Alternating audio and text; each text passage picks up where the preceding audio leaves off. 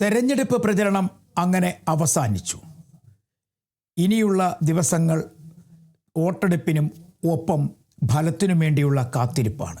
പക്ഷേ നേതാക്കന്മാർ തമ്മിലുള്ള വാദപ്രതിവാദങ്ങളും ചർച്ചകളും അവസാനിക്കുന്നില്ല എന്നുള്ളതാണ് ഒരു പ്രത്യേകത.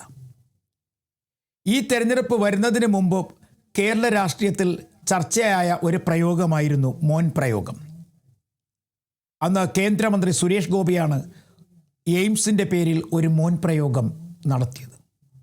തെരഞ്ഞെടുപ്പ് പ്രചരണം തുടങ്ങി. രേവന്ത് റെഡ്ഡി പ്രചരണത്തിനായി കേരളത്തിലെത്തി. അദ്ദേഹവും നടത്തി ഒരു മോൻ പ്രയോഗം. അത് കേരള മുഖ്യമന്ത്രിക്ക് എതിരെയായിരുന്നു. പിന്നീടത് വലിയ തരത്തിൽ രാഷ്ട്രീയ ചർച്ചയായി. രാഷ്ട്രീയ പാർട്ടികൾ അതിന് മറുപടി പറയാൻ തയ്യാറായി. എന്നാൽ തെരഞ്ഞെടുപ്പിൻ്റെ പരസ്യപ്രചാരണം അവസാനിക്കുന്നതിന് തൊട്ട് മുമ്പ് മുഖ്യമന്ത്രി അതിന് മറുപടി നൽകുകയും ചെയ്തു. മറുപടിയാണ് ഇപ്പോൾ വീണ്ടും ചർച്ചയായി മാറുന്നത്. ഇത്തരം പ്രയോഗങ്ങൾക്ക് പിന്നിൽ PR ഏജൻസികളാണോ അല്ലെങ്കിൽ മറ്റേതെങ്കിലും ഏജൻസികളാണോ എന്നുള്ളതാണ് ഇപ്പോൾ ഒരു ചർച്ചയായി മാറിക്കൊണ്ടിരിക്കുന്നത്. കേരള രാഷ്ട്രീയത്തിൽ മുമ്പൊന്നും കാണാത്ത തരത്തിലുള്ള വ്യക്തിപരമായ അധിക്ഷേപങ്ങൾ ഉണ്ടായി എന്നുള്ളതാണ് ഈ തെരഞ്ഞെടുപ്പിലെ ഏറ്റവും പ്രധാനപ്പെട്ട എടുത്തു പറയേണ്ട ഒരു കാര്യം. സാധാരണഗതിയിൽ രാഷ്ട്രീയം പറഞ്ഞും ഭരണപരമായ വീഴ്ചകളും പറഞ്ഞ് മുന്നോട്ട് പോകുന്ന പതിവാണ് കേരളത്തിൽ ഉള്ളത്. വ്യക്തിപരമായി ആരെക്കുറിച്ചും ഒന്നും പറയാറില്ല. ആ രാഷ്ട്രീയം ഒഴിവാക്കപ്പെടുകയും ചെയ്യുമായിരുന്നു.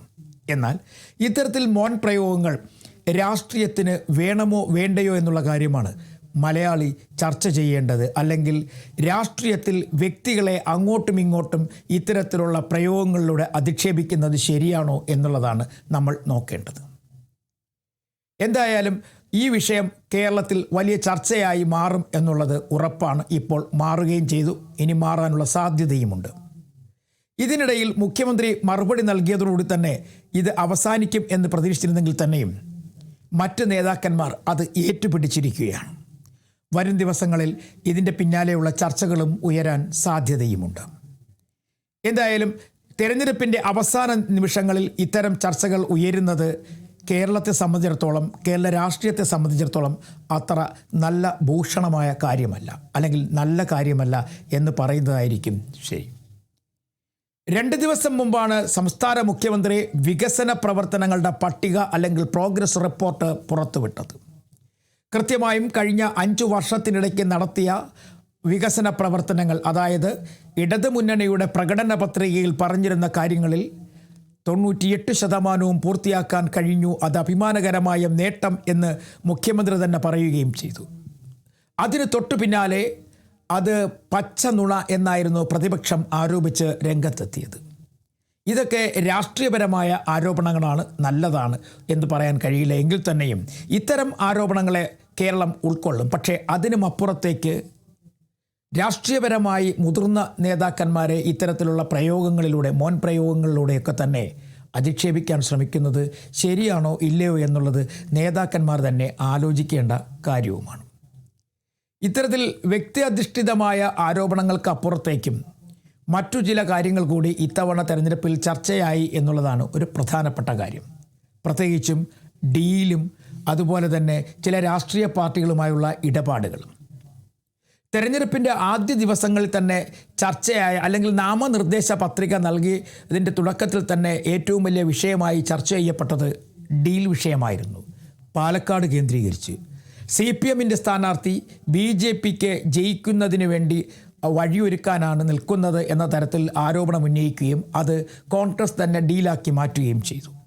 ഈ ഡീൽ വിവാദം പിന്നീട് എല്ലാ നിയമസഭാ മണ്ഡലങ്ങളിലും ഒക്കെ ചർച്ചയായി. ചില സ്ഥലങ്ങളിൽ ഡീലുണ്ടെന്ന് ഇടതുമുന്നണിയും ഐക്യജനാധിപത്യ മുന്നണിയും പരസ്പരം പഴിചാരുകയും BJP അതിൽ പങ്കാളിയാവുകയും ചെയ്തു. എന്തായാലും ഡീൽ വിവാദങ്ങളും ഇതുമായി ബന്ധപ്പെട്ട ചർച്ചകളുമെല്ലാം അവസാനിച്ചു.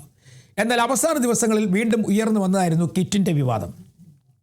തൃശ്ശൂർ കേന്ദ്രീകരിച്ചുകൊണ്ട് വോട്ടിന് വേണ്ടി കിറ്റ് വിതരണം ചെയ്യുന്നു എന്നുള്ളതായിരുന്നു മറ്റൊരു പരാതി. കിറ്റ് കൈയോടെ പിടികൂടുകയും ചെയ്തു. പിടികൂടിയ കിറ്റുമായി ബന്ധപ്പെട്ട കേസും അന്വേഷണവും പുരോഗമിച്ചു വരികയാണ്. ഇതുവരെ കേരളം കാണാത്ത തരത്തിലുള്ള ചില ചർച്ചകളും ചില പ്രവൃത്തികളുമൊക്കെ ഈ തെരഞ്ഞെടുപ്പിൽ കാണേണ്ടി വന്നു എന്നുള്ളതാണ് ഒരു പ്രധാന കാര്യം. എന്തായാലും ഇപ്പോൾ ഇനി തെരഞ്ഞെടുപ്പിന് മണിക്കൂറുകൾ മാത്രമാണ് അവശേഷിക്കുന്നത്. കൊട്ടിക്കലാശം പൂർത്തിയായി കഴിഞ്ഞിരിക്കുന്നു. ഇനിയുള്ള ദിവസങ്ങളാണ് എല്ലാവരും എണ്ണുന്നത് ആര് അധികാരത്തിൽ വരും എന്നുള്ള കാര്യത്തിൽ. എന്തായാലും വലിയ തരത്തിലുള്ള പ്രചരണ പരിപാടികളാണ് കേരളത്തിൽ നടന്നത്. 2021 2016 തെരഞ്ഞെടുപ്പ് നടന്നെങ്കിലും അന്നൊന്നും ഇത്രയും വലിയ തരത്തിലുള്ള പ്രചരണ പരിപാടികളൊന്നും കേരളം കണ്ടിട്ടില്ല. ഇത്തരം പ്രയോഗങ്ങളും